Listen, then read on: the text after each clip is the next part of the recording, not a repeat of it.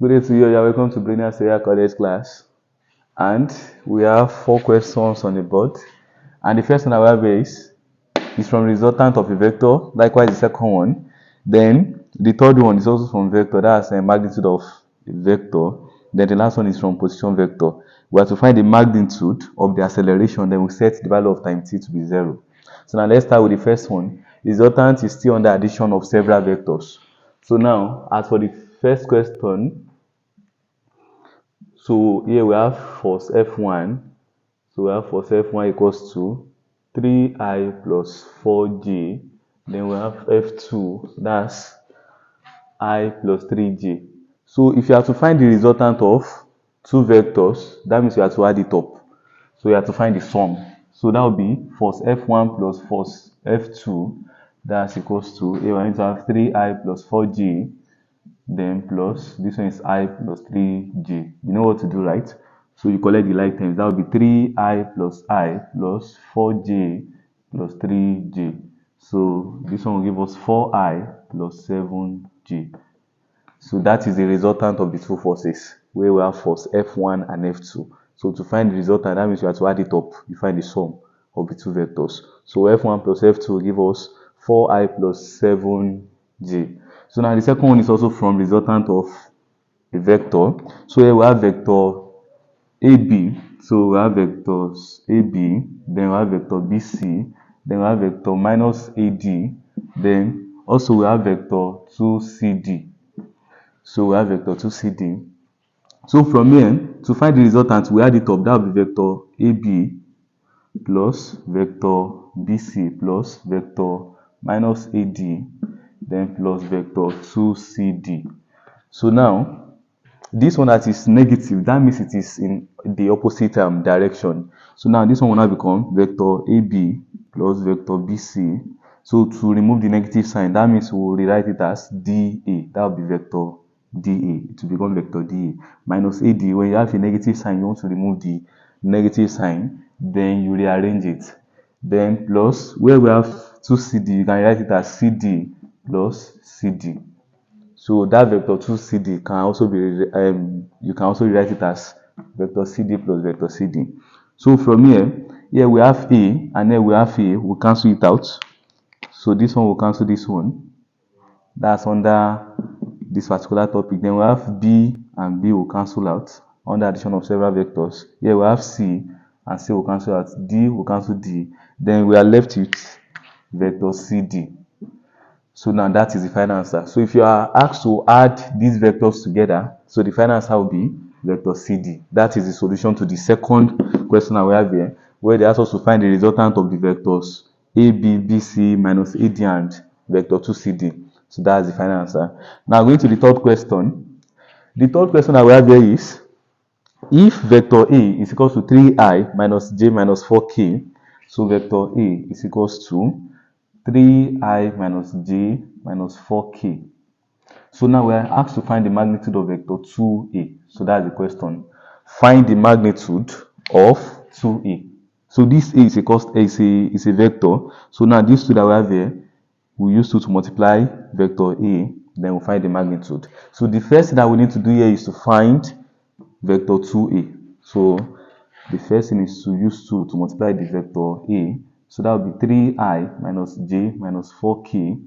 So after this, then we can now find the magnitude. So 2 times 3I, that will be 6I.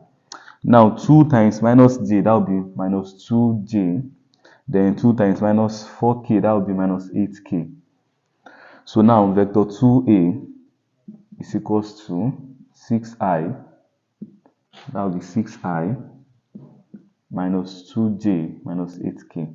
But that is not the final answer. The question says that we should find the magnitude of vector 2A. So that will be square root of this 6I, we put it in a bracket, we square it plus, minus 2J, we square it as well, plus minus 8K.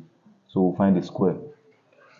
So that's how we evaluate that. Now this 6I raised by 2 will give us, that's 36I squared, plus minus 2J raised by 2, that will give us plus 4J squared. Then minus 8K raised by 2, that gives us 64K squared. So, and don't forget that under vectors, I squared, j squared, and k squared, they are equals to 1. So from here, we're going to have 36 plus 4 plus 64. So now 36 plus 4 plus 64. So this 36 plus 64, that will give us 100 plus 4, that will be 104. So this one will give us 104. That's square root of 104. So you can also take it to decimal. And the last question that we have here is, if vector r is equal to this, find the magnitude of the square r over the t square, setting the value of t to be 0. So now to evaluate this, so the question is from position vector. So the last question is from position vector.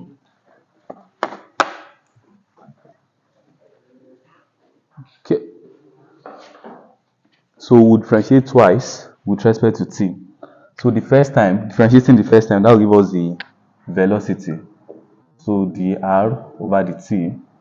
So differentiating t cube, that will give us 3t squared, plus differentiating 2t, that will give us 2. Here we have I, plus differentiating 3 exponential 2tj, that will give us 6 exponential 2tj, plus differentiating 2 sine 5tk, that will give us 10 sine and 10 cos 5tk. So now here, t raised by 3 will give us 3t squared. Differentiating 2t will give us 2t and will give us 2. Now 3 exponential 2t.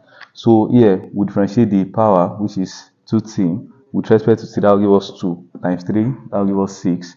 Now we'll go to this particular one too. So this 5t that is said we differentiate 5t with respect to t, that will give us 5 times this 2, that will give us 10. Differentiate sine, that will give us cos, then 5tk. So now the second time, we differentiate the second time with respect to t, that is the acceleration, the square r over the t square.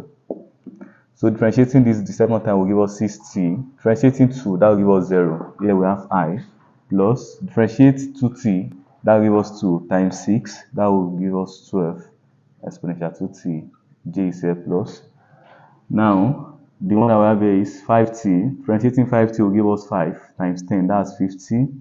Then differentiating cos, that will give us minus sign. So here we're going to have sign, minus sign will come here. So the negative sign will affect this addition sign that is here. So this will change to negative sign, then 5tk. So differentiating 10 cos 5tk with respect to t will give us minus 50 sine 5tk. So using chain rule, we have that. So now, setting the value of t to be 0, we'll go to this particular place. So whatever we see t, we change it to 0. That will be the square r over the t square, setting the value of t to be 0. So that will be 6 into 0 I plus 12 exponential 2 into 0 j minus 50 sine 5 into 0 k. So whatever we see t in this particular place, we set it to be 0. So this one will give us 0 I plus 12. 2 times 0 will give us 0. Exponential 0 is 1. Anything is by 0 is 1 times 12. So we have times j minus 50. Here we have 5 times 0 is 0. Sine 0, that's 0 times minus 50, that's 0. So that's minus 0k. So from here we can say we have 12j. And the question says that we should find the magnitude. So this is the sign for magnitude. So we should find the magnitude. So therefore the magnitude of the square r over the t square, setting the value of t to be 0. So this one will give us the square root of 12g squared. So that's square root of 144, and that is 12. So the final answer to this is 12. So kindly like this video, subscribe and follow for more.